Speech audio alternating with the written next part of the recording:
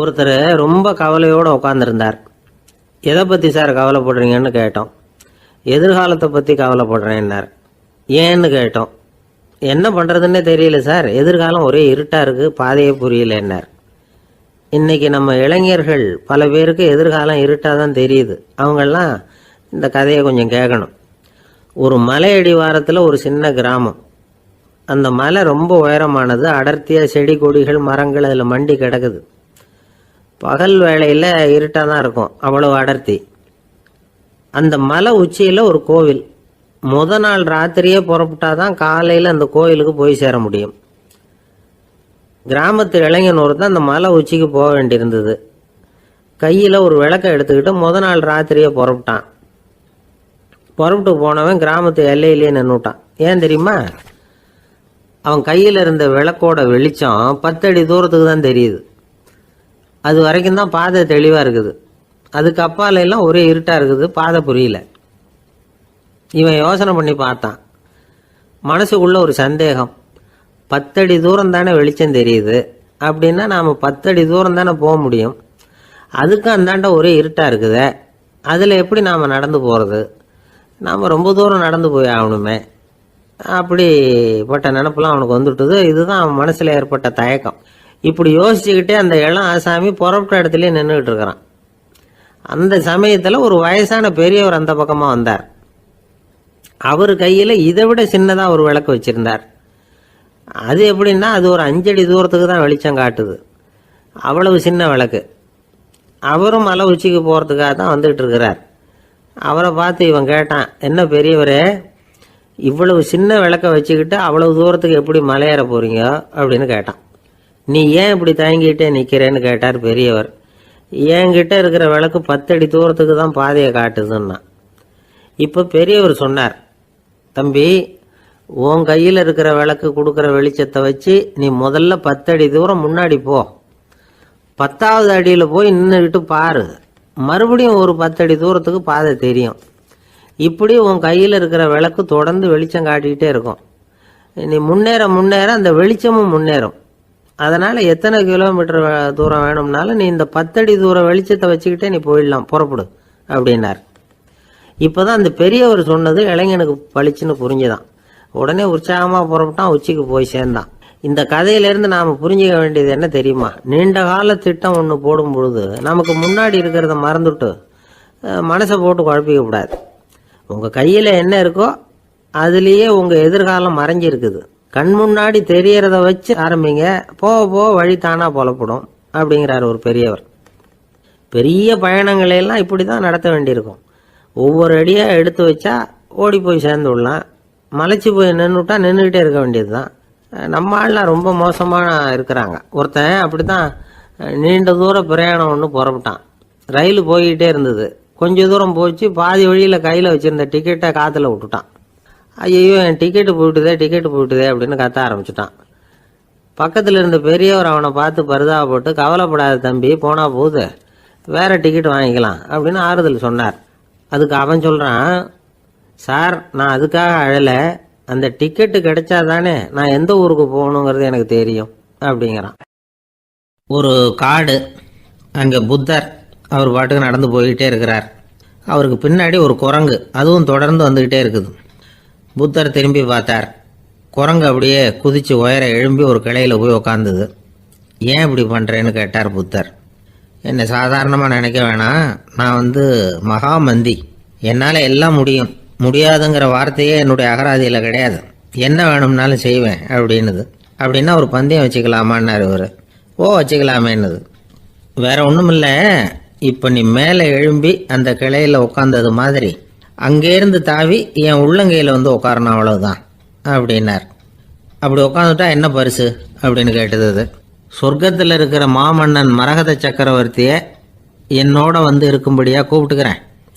அந்த சமயத்தில் அவருடைய அரியணை அங்கே காலியாயிடும், நீ அதில் போய் உட்காந்துக்கலாம். பந்தயத்தில் தோத்துட்டா ஒரு கல்ப காலம் இந்த பூமியில் வாழ வேண்டியிருக்கும். அதுக்கு பிறகு தான் என்கிட்ட வர முடியும், என்ன சொல்கிற அப்படின்னார். குரங்குக்கு தாவறது ஒரு பெரிய காரியமா? இது எனக்கு ரொம்ப சாதாரண விஷயம், என்ன இப்போவே தாவட்டுமா அப்படின்னுது. சரின்னு சொல்லி உள்ளங்கையை நீட்டினார். அவருடைய கை தாமரை இலை அளவுக்கு அப்படியே விரிஞ்சுது. குரங்கு சௌகரியமாக வந்து உட்கார்றதுக்காக. குரங்கு தாவறதுக்கு தயாராச்சு. அதுக்கு முன்னாடி ஒரு சின்ன யோசனை. அதுக்கு இந்த கிளையிலேருந்து அந்த கைக்கு தாவறது எனக்கு ரொம்ப அற்பமான ஒரு வேலை. இது ரொம்ப சாதாரணம். என்னுடைய கௌரவத்துக்கு இது சரியாக இருக்காது. அதனால் நான் என்ன பண்ண போகிறேன்னா, இங்கேருந்து கிளையிலேருந்து அப்படியே உயர எழும்ப போகிறேன்.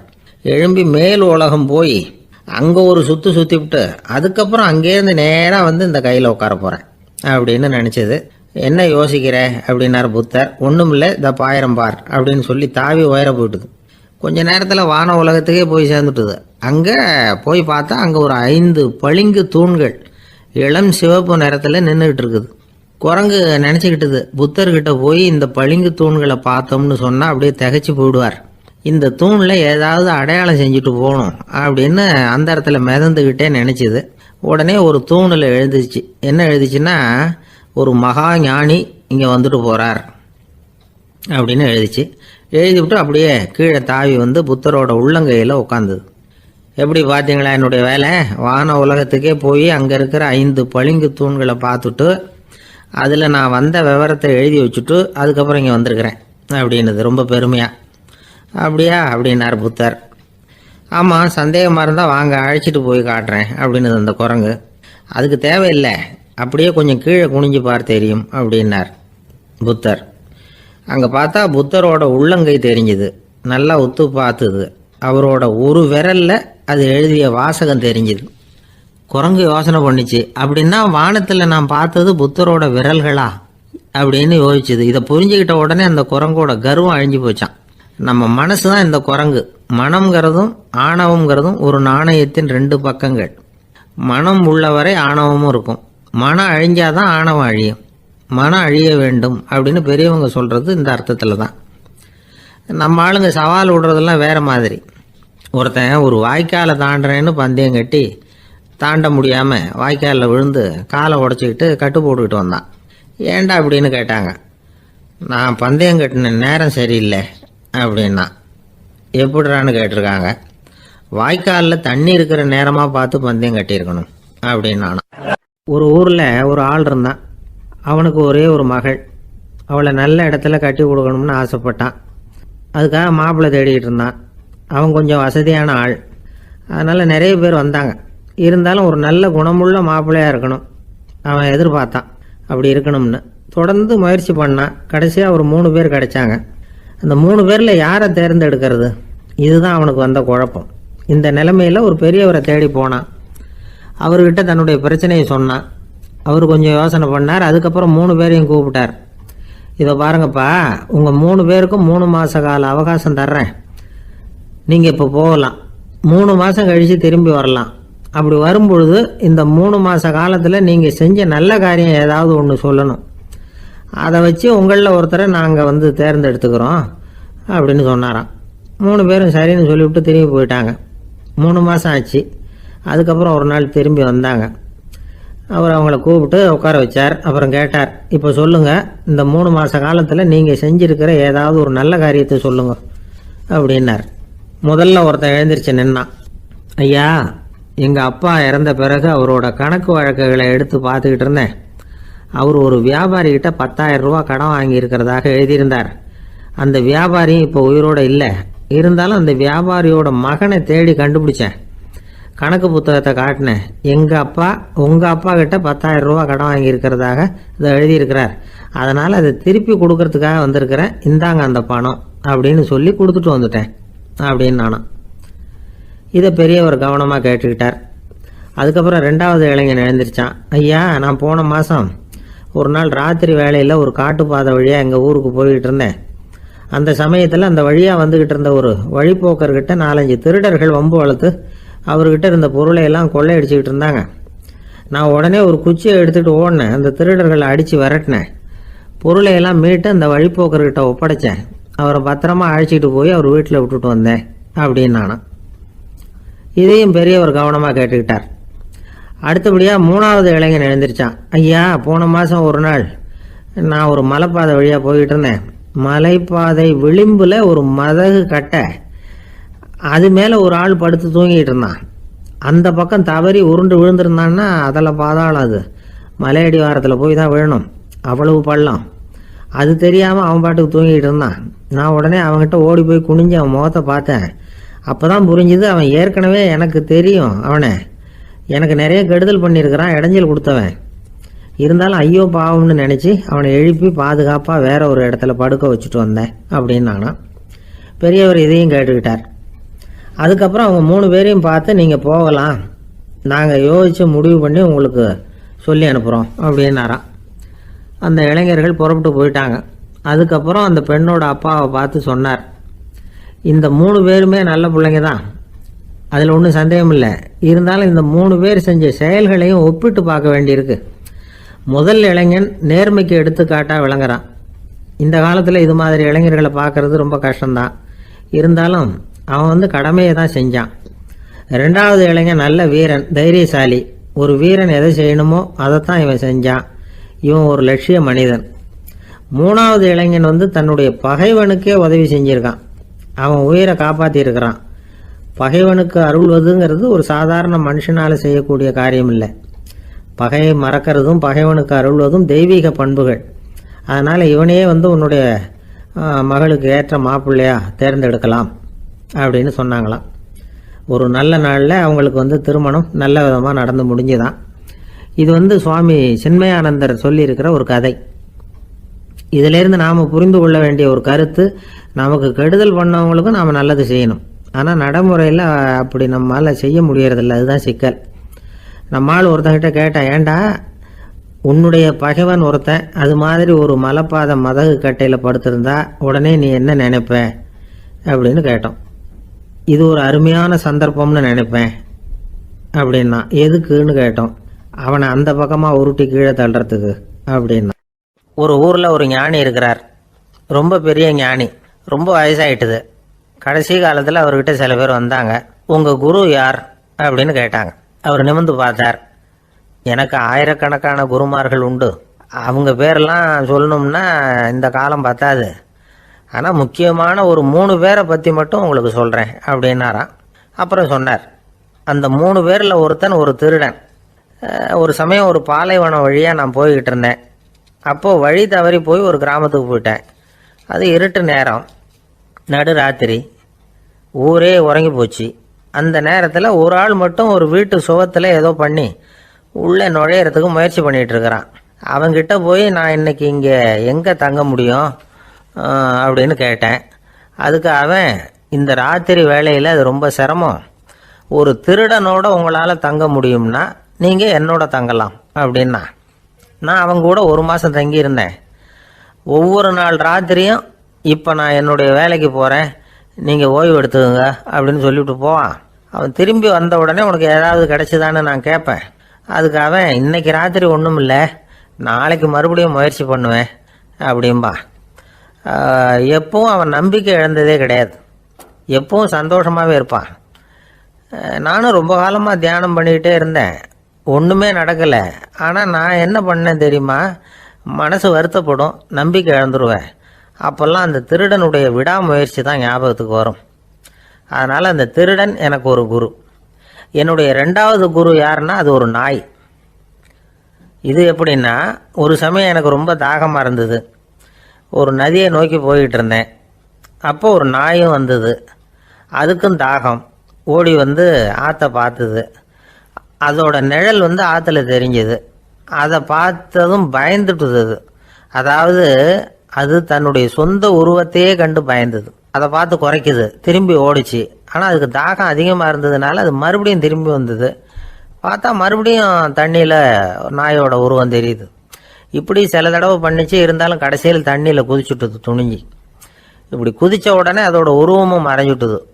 இதை பார்த்தேன். நான் என்ன புரிஞ்சுக்கிட்டேன்னா, எவ்வளவுதான் பயம் இருந்தால் கூட ஒருத்தன் தைரியமாக காரியத்தில் இறங்கணும் அப்படிங்கிறத புரிஞ்சுக்கிட்டேன். இந்த போதனை அந்த நாய்கிட்ட இருந்து எனக்கு கிடைச்சிது. இது ஒன்று. அடுத்தது என்னுடைய 3வது குரு யாருன்னா அது ஒரு சின்ன குழந்தை. நான் ஒரு சமயம் ஒரு நகரத்துக்கு போனேன். அங்கே ஒரு குழந்தை எரிகிற மெழுகுவத்தி ஒன்று எடுத்துக்கிட்டு வந்தது. நான் அந்த குழந்தைய பார்த்து வேடிக்கையாக கேட்டேன், ஏன் பாப்பா இந்த மெழுகுவத்தியை நீயாவே கொளுத்துனியா அப்படின்னு கேட்டேன். ஆமான்னுது அந்த குழந்தை. சரி, இந்த மெழுகுவத்தி முன்னாடி எரியாமல் இருந்தது, இப்போ எரியுது, இந்த மெழுகுவர்த்திக்கு வெளிச்சம் எங்கேருந்து வந்தது, அதை எனக்கு காட்ட முடியுமா அப்படின்னு கேட்டேன் அந்த குழந்தைகிட்ட. இதுக்கு அந்த குழந்தை சிரிச்சுக்கிட்டு அந்த மெழுகுவர்த்தியை ஊதி அணைச்சுட்டுது. அதுக்கப்புறம் என்னை பார்த்து கேட்டுது, இப்போ இந்த மெழுகுவர்த்தியின் வெளிச்சம் போனதை பார்த்தீங்க இல்லையா, அது எங்கே போச்சுன்னு எனக்கு சொல்லுங்க அப்படின்னுது. அந்த குழந்தை இப்படி கேட்டதும் என்கிட்ட இருந்த ஆணவம் அழிஞ்சுட்டுது. நான் படித்ததெல்லாம் அந்த வினாடியில் சுக்கு நூறாக போயிட்டுது. என்னுடைய முட்டாள்தனத்தை நான் உணர்ந்தேன் அப்படின்னு இவ்வளவும் அந்த ஞானி விவரமாக சொன்னாராம்.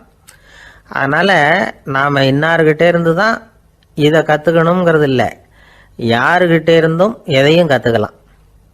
நம்மால் ஒருத்தன் ஒரு நாய் வளர்த்துக்கிட்டு இருந்தான். அந்த நாய்க்கு வால் கிடையாது. யாரோ ஏற்கனவே வெட்டி எடுத்துட்டாங்க. இந்த நாய் தான் சார் எனக்கு குரு, அதுகிட்டே இருந்து கூட நான் பாடம் கற்றுக்கிட்டு இருக்கிறேன் அப்படின்னா. அப்படி என்ன கற்றுக்கிட்டேன் அந்த வால் இல்லாத நாய்கிட்டே இருந்து அப்படின்னு கேட்டோம். நாம் யாருக்கிட்டையும் வாலாட்டக்கூடாது அப்படிங்கிற பாடத்தை அதுகிட்டே இருந்து தான் நான் கற்றுக்கிட்டேன் அப்படின்னா. ஒரு அம்மா, அவங்களுக்கு 35 வயசு இருக்கும். குடும்பத்தில் எந்த கஷ்டமும் இல்லை. இருந்தாலும் காரணம் இல்லாமல் பிள்ளைங்க பேரில் கோவப்படுறது, எரிஞ்சு விடுறது அவங்க வழக்கம். பிள்ளைங்க அழும். உடனே அவங்க மனசும் சங்கடப்படும். இன்னொரு அம்மா, நல்ல வேலையில் இருக்கிறவங்க, வாரத்துக்கு ஒரு தடவையாவது தலைவலி வந்துடும். இவங்களுக்கெல்லாம் உடம்புல எந்த கோளாறும் இல்லை, மனசு மட்டும் சரியாக இருக்காது. தூக்க மாத்திரை கையில் வச்சுருப்பாங்க. 30-35 வயசுடைய பெண்களுக்கு சர்வசாதாரணமாக காணப்படுகிற மனக்கோளாறு இது. இதுக்கு பேர் மனவாட்டம், டிப்ரெஷன், மனமடிவு அப்படின்னு சொல்லலாம். இந்த நோய்க்கு அறிகுறி என்ன தெரியுமா? மனசில் வருத்தமான உணர்வு இருக்கும். அடிக்கடி அழலாம் போல தோணும். முன்னால எல்லாம் எந்தெந்த செயலில் ஆர்வம் இருந்ததோ அதெல்லாம் குறைஞ்சிரும், அல்லது சுத்தமாகவே ஆர்வம் இல்லாமல் போயிடும். சில பெண்கள் இளம் வயசில் பக்கத்தில் இருக்கிறவங்க கிட்ட கலகலப்பாக பேசுவாங்க, வீட்டை அலங்கரிக்கிறதுல ஆர்வம் இருக்கும். இப்போ அதில் எல்லாம் ஆர்வம் இல்லாமல் போயிடும். எந்த வேலை செஞ்சாலும் சீக்கிரம் களைப்பு அடைஞ்சுடுறது மாதிரி ஆகிடும். நமக்கு யாருமே உதவியாக இல்லை, நம்ம எல்லாரும் கை விட்டுட்டாங்க போல இருக்குதே அப்படிங்கிற உணர்வுலாம் உண்டாகும். தன்னைத்தானே குறை சொல்லிக்குவாங்க. நாம் தப்பு பண்ணிவிட்டோம் போல இருக்குதே அப்படின்னு தோணும். குற்றம் பண்ணிட்டதா நினச்சி கஷ்டப்படுவாங்க. பசி இருக்காது, தூக்கத்தில் தொந்தரவு இருக்கும். அடிக்கடி செத்து போடலாங்கிற உணர்வு வரும். தற்கொலை பண்ணிக்கலாங்கிற எண்ணம் உண்டாகும். சில பேர் தற்கொலை முயற்சியில் கூட ஈடுபடுவாங்க. சில பேருக்கு பலவிதமான உடல் வலிகள் இருக்கும், பலவீனம் இருக்கும், சீக்கிரமாக களைப்படைஞ்சு போடுவாங்க. இதெல்லாம் மனவாட்ட நோய்க்கான தன்மைகள். இந்த மனவாட்டம், அதாவது டிப்ரெஷனை 2 வகையாக பிரிக்கலாமா. ஒன்று தானாக உண்டாக்கிக்கிறது, இன்னொன்று எதிர் விளைவை உண்டு பண்ணுகிற அல்லது நரம்பு சம்பந்தப்பட்ட டிப்ரெஷன். தானாக உண்டாக்கிக்கிற மனவாட்ட நோய் இருக்கு பாருங்க, அதுக்கு ஏதாவது சூழ்நிலை காரணமாக இருக்கலாம், அல்லது இல்லாமலும் போகலாம்.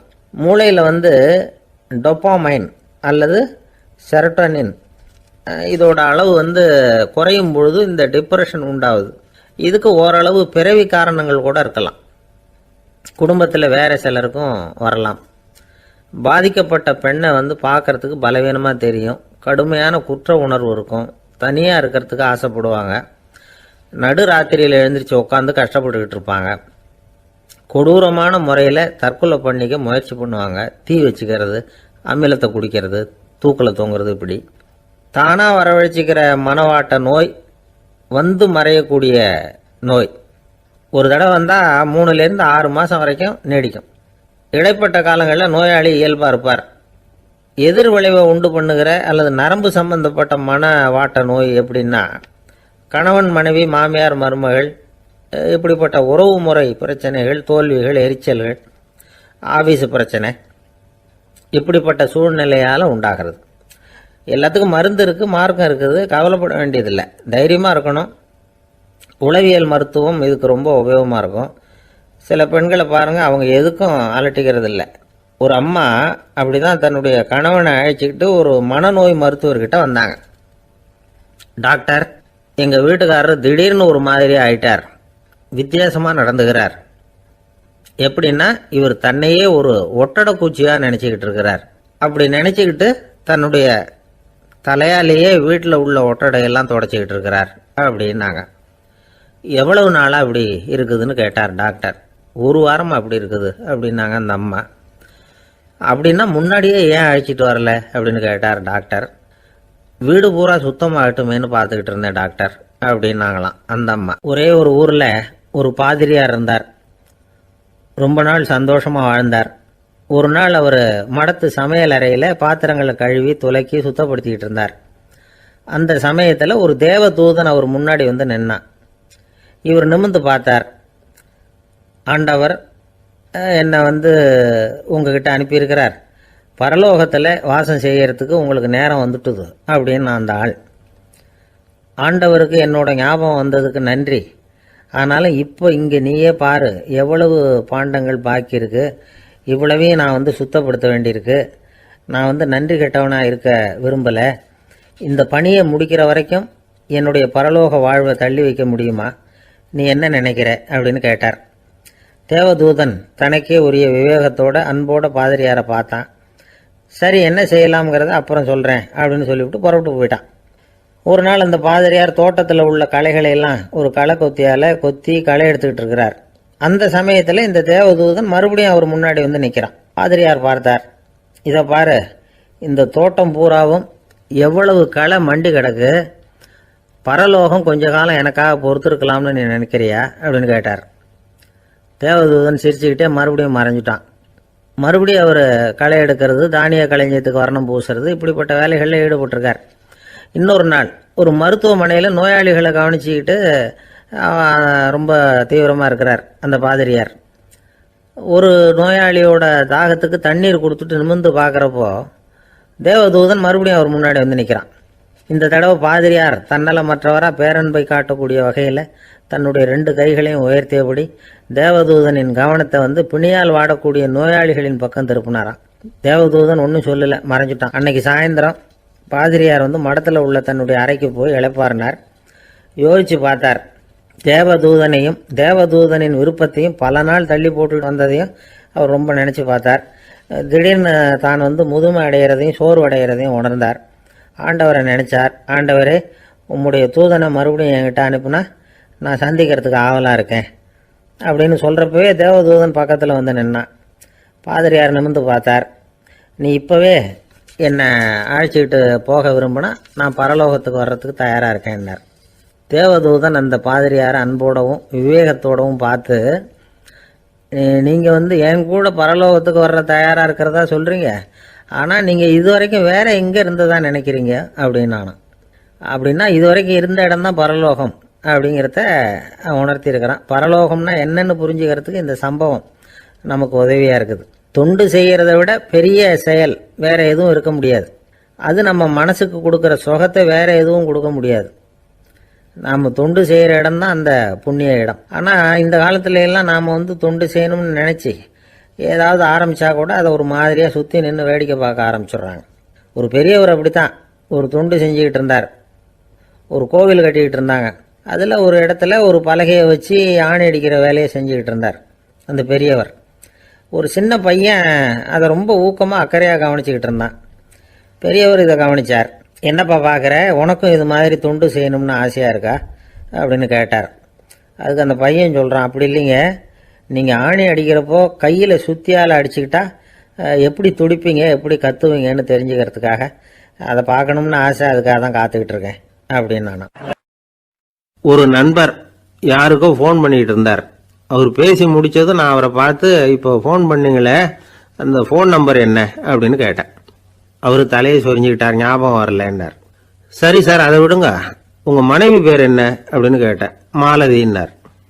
என்ன சார் இது வேடிக்கை, கொஞ்ச நேரத்துக்கு முன்னாடி பேசின ஃபோன் நம்பர் மறந்து போச்சு, எப்போவோ கல்யாணம் பண்ணிக்கிட்ட மனைவி பேர் மறக்கலை, அதை கரெக்டாக சொல்லிவிட்டீங்களே அப்படின்னு கேட்டேன். அவர் என்ன ஒரு மாதிரியாக பார்த்தார். அவர் அப்படி என்னை பார்த்ததில் ஒன்றும் தப்பு இல்லை, ஏன்னா நாம் எல்லாருமே அப்படித்தானே, ஒரு குறிப்பிட்ட காரியத்துக்காக தொலைபேசியில் ஒருத்தட்ட பேசுகிறோம், அதுக்கப்புறம் அந்த எண் நமக்கு அனாவசியம், அதனால் மறந்துடுறோம். இதுக்கு பேர் தான் தற்காலிக ஞாபகம். ஆனால் மனைவி பேரை மறந்துட முடியுமா? முடியாது. அது அவசியமான ஒன்று. அடிக்கடி அந்த பேரை உபயோகப்படுத்துகிறோம், அதனாலேயும் அது முக்கியங்கிறதுனாலேயும் அதை மறக்கிறது இல்லை. இதுக்கு பேர் நிரந்தர ஞாபகம். சரி, இந்த தற்காலிக ஞாபகம், நிரந்தர ஞாபகம், இது 2 ஞாபக அளவுகளையும் கட்டுப்படுத்துறது எது அப்படின்னா மூளைக்குள்ள நடக்கிற மின்சார நடவடிக்கைகள் தான். தற்காலிக ஞாபகம் ஒரு மின்னல் மாதிரி தோன்றி மறையுது. நிரந்தர ஞாபகம் ஒரு படிவம் போல மூளையில படிஞ்சுடுது. ஒரு சம்பவத்தின் பல பிரதிகள் மூளையில பல்வேறு பகுதிகளிலேயும் படியறதுனால ஒன்னு மறைஞ்சாலும் மறந்தாலும் இன்னொன்னு மறையறதில்ல.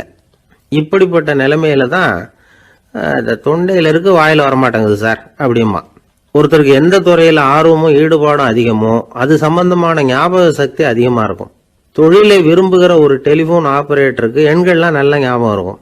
அது மாதிரி கவிஞர்களுக்கு வார்த்தைகள் நல்ல ஞாபகத்தில் இருக்கும். இது ஒரு பக்கம் இருந்தாலும் ஒரு மூளை எண்களை விட எழுத்துக்களை விட படங்களை ரொம்ப சுலபமா ஞாபகத்தில் வச்சுக்குது. புரிஞ்சுக்கிற தன்மை, அனுபவம், புத்தி கூர்மை இது கூடி குறையறத பொறுத்து ஞாபக சக்தியும் ஏறும் இறங்கும். இப்போ உதாரணத்துக்கு ஒரு பையனுக்கு படிச்சது எதுவும் ஞாபகத்தில் இல்லைன்னா அவன் அதை சரியா புரிஞ்சுக்கலன்னு அர்த்தம். இந்த மறதிங்கிறது எந்த சமயத்துல ஒரு பிரச்சனை ஆகுது தெரியுமா? உங்களுக்கு வேண்டியப்பட்ட ஒருத்தரை ஞாயிற்றுக்கிழமை சாயந்தரம் சரியா 5 மணிக்கு கடற்கரைக்கு வர சொல்லிவிட்டு அந்த நேரத்தை மறந்துட்டா அது பரவாயில்ல, வர சொன்னதையே மறந்துட்டாதான் நிலைமை மோசம்னு அர்த்தம். இப்படி இருந்தா இது சிகிச்சை எடுத்துக்க வேண்டிய நிலைமைங்கிறத புரிஞ்சுக்கணும். ஆமா, இதுக்கும் மருந்து இருக்கு. ஆனா மூளை குறிப்பிட்ட அளவுக்கு கீழே இயங்குறப்போவோ இன்னொன்னு சொல்லுவாங்க, இந்த நியூரோ டிரான்ஸ்மிட்டர் அப்படின்னு சொல்லுவாங்க. அப்படிங்கிற மூளை ரசாயனம் ரொம்பவும் குறைஞ்சி போறப்போ மட்டும்தான் உபயோகப்படும். டாக்டர் என்ன சொல்றாங்க தெரியுமா?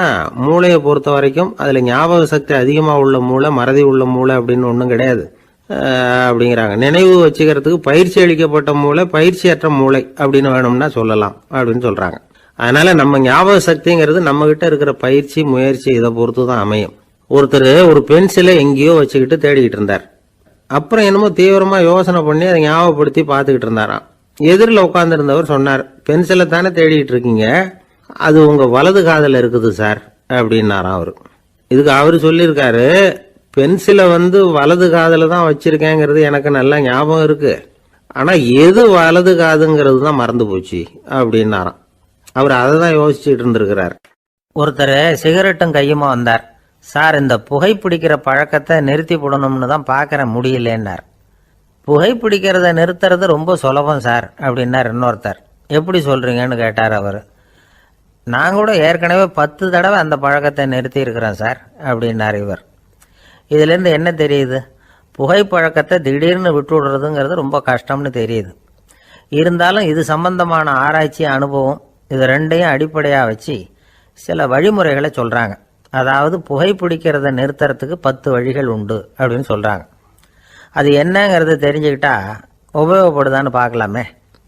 முதல் கருத்து என்னன்னா, கொஞ்ச நாளைக்கு புகைப்பிடிக்கிற நண்பர்களை விட்டு விலகி இருக்கணும். இதனால் புகைப்பிடிக்கிற ஆசை குறையும். அந்த பழக்கத்தை மறுபடியும் ஆரம்பிக்கப்படாதுங்கிற எண்ணம் உறுதிப்படும். ரெண்டாவது கருத்து, புகைப்பிடிக்கிறதை எதிர்த்து தீவிரமாக பிரச்சாரம் செய்ய ஆரம்பிச்சிடணும். அது அடுத்தவங்களுக்கும் உபயோகப்படும், உங்களுக்கும் உபயோகப்படும். உங்கள் உள்ளுணர்வை அது தூண்டும், உங்களை உறுதி கொள்ள வைக்கும். மூன்றாவது கருத்து என்னன்னா, தினமும் 2 தடவை குளிக்கணும். எப்படி தெரியுமா? முதல்ல வெது வெதுப்பான தண்ணீர், அப்புறம் குளிர்ந்த தண்ணீர், இப்படி மாறி மாறி குளிக்கணுமா. நாலாவது கருத்து, உடற்பயிற்சிகள் செய்யணும். மூச்சு வாங்குற மாதிரியான பயிற்சிகள் ரொம்ப நல்லதான். பிராணாயாமம் அப்படிங்கிற மூச்சு பயிற்சி ரொம்ப நல்லதுங்கிறாங்க. அப்புறம் 5வது கருத்து, சாப்பாடு மிதமாக இருக்கணும், சீராக இருக்கணும். பச்சை காய்கறிகள், பழங்கள் சாப்பாட்டில் சேர்த்துக்கலாம். அடிக்கடி கொஞ்சம் கொஞ்சமாக சாப்பிட்டு ரத்தத்தில் சர்க்கரையின் அளவை பராமரிக்கணும். இது நரம்புகளை அமைதிப்படுத்தும். 6வது கருத்து என்னன்னா, ரொம்ப நேரம் பசியோடு இருக்கக்கூடாது. புகைப்பிடிக்கிறத நிறுத்த முயற்சி செய்யும் பொழுது எடை குறைப்பு நடவடிக்கைகளை மேற்கொள்ளக்கூடாது. 7வது கருத்து, காப்பி, தேநீர், மதுபானம், அப்புறம் போதைப் பொருள்கள் கலந்த உணவுகள் இதெல்லாம் வேணாம். புகைப்பிடிக்கிறத அதெல்லாம் ஊக்கப்படுத்தும். கடுகு, மிளகு, அப்புறம் காரமான பொருள்களை தவிர்க்கணும். உப்பு அளவை குறைக்கணும். தினமும் 10 கோவள தண்ணீராவது குடிக்கணும். வெறும் தண்ணி புகைப்பிடிக்கிற ஆவலை தணிக்குதான். 8வது கருத்து, கையில் சிகரெட்டு, புகையில ஏதாவது இருந்தால் உடனே தூக்கி எறிஞ்சிருங்க. அது கையில் இருக்கிற வரைக்கும் புகைப்பிடிக்கிற ஆசை வந்துக்கிட்டே இருக்கும். 9வது கருத்து என்னன்னா, இறை நம்பிக்கை உள்ளவங்க புகைப்பிடிக்கிற எண்ணம் வர்றப்போவெல்லாம் பிரார்த்தனை செய்ய ஆரம்பிச்சுடலாம்.